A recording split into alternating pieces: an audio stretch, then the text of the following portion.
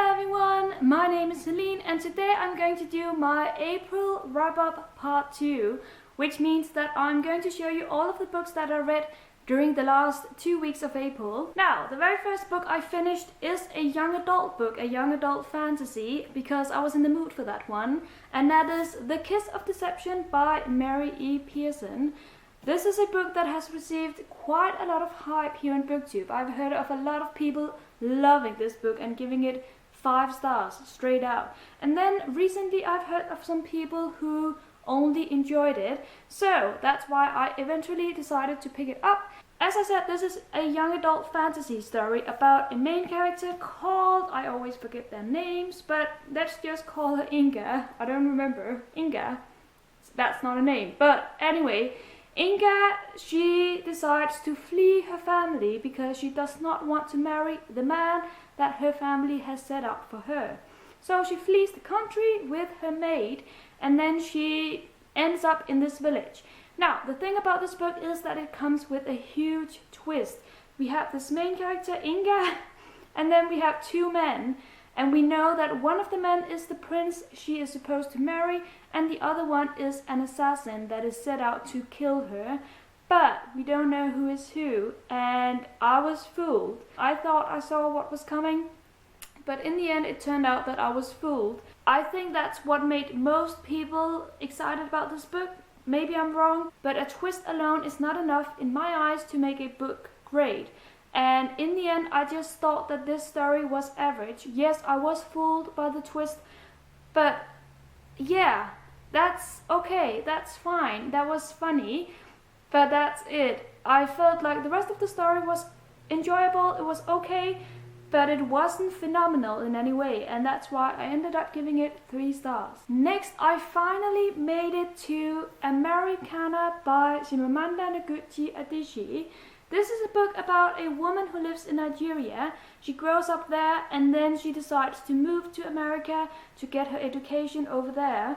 Meanwhile, she has a man who stays in Nigeria and then they are supposed to reunite in America, but that somehow never happens. This book is basically about the cultural differences that are between these 2 countries that are very different from each other. It's basically a woman's story about how it is to live in a country in which everything is so much different from what she's used to. In America, you are used to eating bread for dinner or lunch, like sandwiches. They are not used to that in Nigeria. And in America, you are not used to people having braids.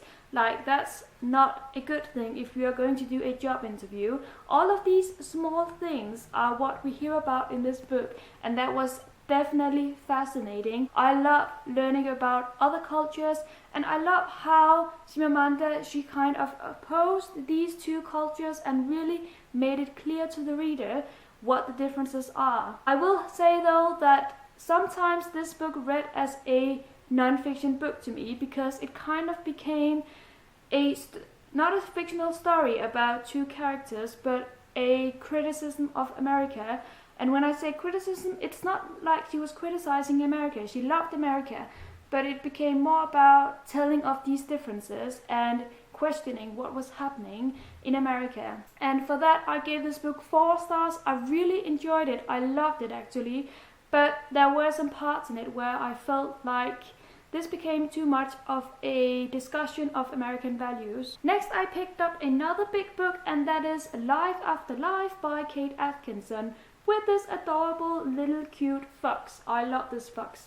And then I realized that on the back cover we have a rabbit, which is just as cute. This is a book about a woman who is reincarnated time after time, and we then follow her life during these different lives. The outcome of these different lives changes during these lives, so that in one life she might die from a heat stroke. That didn't happen, but that was just an example. But in another life she continues living and she doesn't die from a heat stroke, but then she dies later. Or in a third life she lives until she is an old woman. You never know, you just read her story and it's so fascinating. I will say the first part of the book deals with her childhood and how that shifts and differs during these reincarnations, and I loved that part. Then it turned into a story about World War II, which was also quite fascinating, but not as good as the first part. In the end, I gave this book 4 stars. I really, really loved it. I'm very intrigued by Kate Atkinson and her writing because she is a brilliant storyteller, and this book didn't become boring at all. That's always something that makes me hesitate to pick up these kinds of books, because I feel like it will be boring to read the same story over and over again.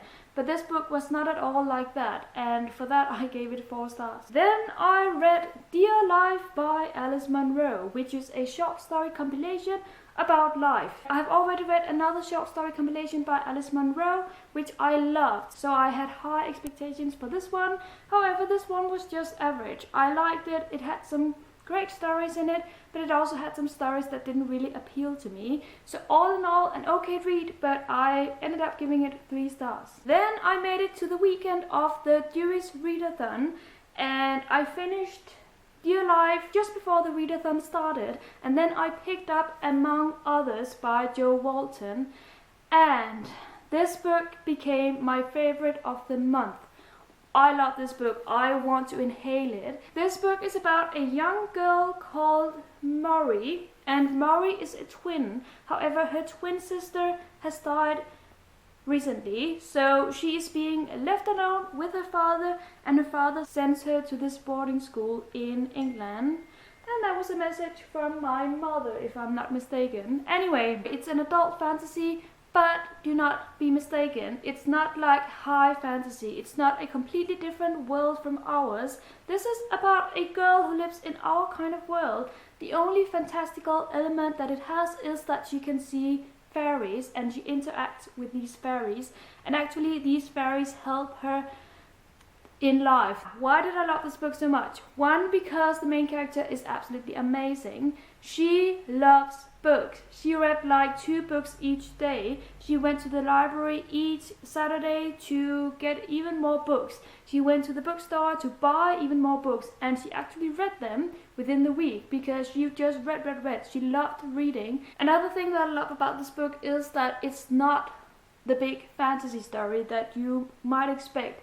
I like fantasy, but I kind of like it when it is light fantasy. That means when it's not incomprehensible like Game of Thrones. It's not like Game of Thrones is incomprehensible, but it's so complicated and intricate, and you really have to focus when reading. This is not like that, and I loved the story for that. And also I just loved how it all ended, and I just really was fascinated by this book, and as I said, I gave it 5 stars. During that Jewish Readathon weekend, I also picked up Station 11 by Emily St. John Mandel, another book that has been hyped a lot here on BookTube. This is a post-apocalyptic book for adults about living in the world after a catastrophe has occurred. Now, the catastrophe in this book is that a disease spreads on Earth, and it basically kills 99% of the world's population. Then we follow the rest of the characters who survive this disease, and we follow what happens to them and what happens to the world afterwards. I had high hopes for this book, and I will say the first few pages blew me away. I loved the first chapters. They were amazing. I was like jumping in the couch because I was so happy. This was exactly as I had hoped it would be. But then I read on, and it kind of lost its appeal to me. Now, the reason for that might be that I'm not that good at post-apocalyptic books, because they make me feel so depressed and so chaotic inside, and I don't like feeling like that. And this book was no exception. It definitely made me feel very chaotic inside, but that shouldn't prevent me from liking a book exclusively. But the other thing that I didn't really like about it is that I felt like Emily St. John Mandel made too much of a guessing game of it. Like, I do realize that when you are dealing with a post-apocalyptic world, you never know what happens. You have to guess as an author. But I felt like she was exaggerating, and I can't get too much into where I think she was exaggerating because then I would spoil it. But all in all, I was just a little bit disappointed with how the story developed, and that's why I ended up giving it 3 stars despite the amazing beginning that I absolutely loved. I have 2 more books to go through. The next one is the 4th book in the Wallflowers series by Lisa Kleypas. Now, you may remember that I read the first 3 books in this series last month, and then the publisher contacted me because the 4th one was coming out in Denmark in the end of April and they wanted to send it to me, so thank you for that. This book is called, I don't know, Scandal in Spring is what it's called. And I love this book. This is by far my favorite of the series, so I'm very happy that I actually read the last book because I wasn't planning on doing that. But I loved it. It was so much fun. This main character, Daisy, is so hilarious, and some of the situations she finds herself in were just amazing, and I found myself laughing aloud quite a lot while reading this book. I won't get too much into it because it is the 4th one in the series, but basically the series is just a lot of fun. It takes place in London in the 19th century, and it's about 4 women who decide to reunite and help each other find a man. I gave this book 3 stars because even though it was very hilarious and my favorite of the series, it does have its flaws, and that is, it's quite predictable and it's quite silly, but it's such an enjoyable read whenever you need to relax. The last book I read in the month of April is The Invisible by Roy Jacobsen, who is a very famous Norwegian author. This book is not one of those books that you should pick up if you need a light read, because this is one of those books that might appear light and easily accessible, but it's actually quite heavy. Now, what do I mean by that? What I mean is that yes, it's a simple story about Astrid, who lives on an island in Norway with her family, but it's so much more than that. It's kind of like the iceberg theory, where you read about the top of the iceberg, but there is so much hidden underneath the surface. That's what this book is like. As I said, it's about Astrid, who lives on an island with a family. This family is the only people living on this island. They are quite isolated from society. They are quite isolated from civilization. And of course that affects their behavior and their personalities. Or does it? That's the question that this book is trying to raise. I quite liked it. I was fascinated with the fact that it raises some interesting questions, and it deals with a setting that is quite unique from what I have read what else I have read. And now when I'm thinking of it, I can't remember. I think I might have given this 4 stars. Let me just check. Let me check, because I want to get this right. No, actually, I gave it 3 stars. And I think it's because even though it was fascinating and unique, it was also a little bit, just a tiny little bit boring, because I felt like the writing style was very minimalistic, and I think that's intentional from the author, but I felt like it was too minimalistic, and that made the story a little bit boring in my eyes. But you have to read this one for yourselves. I hope you can do so. It's definitely out in Scandinavia, and I do recommend it. And that is the end of this wrap up. I hope you enjoyed it. Have a great day, everyone, and thank you so much for watching. Happy reading, and bye bye.